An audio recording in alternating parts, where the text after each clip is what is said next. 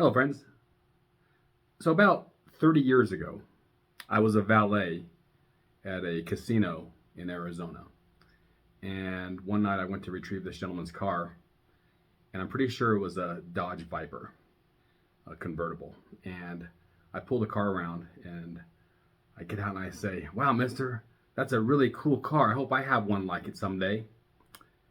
And this man very directly said to me, he says, "Boy, you haven't suffered enough or worked hard enough to own a car like this." And then he gave me a $5 tip and he sped off. And at the moment, I was really happy about that $5 tip, but I actually think it might have been more like $1 million tip. So that brings us to the present day. And one of the exhausting phrases I hear and see every day, I've used it myself, is work-life balance. We all want it. It's like this unicorn that we're all chasing. But let me just tell you, I mean, especially if you're on your way up in your career, there were many times when I was climbing, and mostly it was in call centers and sales and whatnot. There were many times that I was outclassed by my peers in a competitive environment or my opponent, whatever. There were times that I wasn't up to par with technology. There were times that I lacked any kind of soft skill. There were times that I just didn't have operational know-how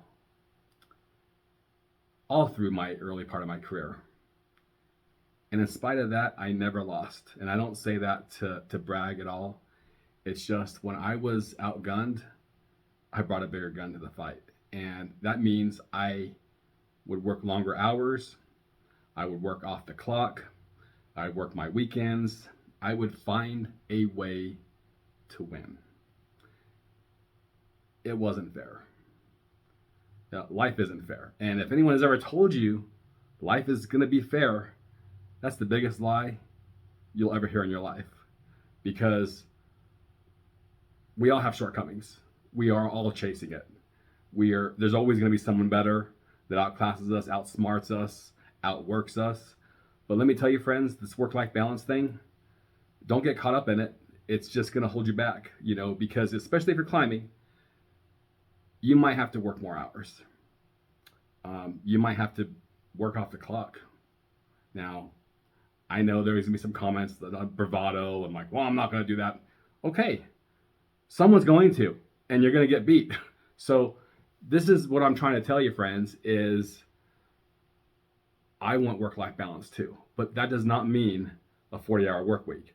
I watched a video of Charity Hughes, one of my very best, actually the best connection I have on LinkedIn. And she talked about work-life balance, and everyone talks about work-life balance. It doesn't mean that it's 9 to 5 or 40-hour work week. Work-life balance might mean it's a 14-hour day, or it might be a 3-hour day. I can tell you this. I have work-life balance, and sometimes I do 80 hours in a week. But sometimes I take a month off and go to Hawaii. Okay? So it's different for everyone. Everyone's going to define work-life balance differently. Everyone's going to have different priorities. I'm just telling you, friends, if you are climbing, you need to be willing to outwork, outsmart, out-hustle, and outperform everyone around you. And that's not fair, but that's life. I hope you get something out of this. See you around.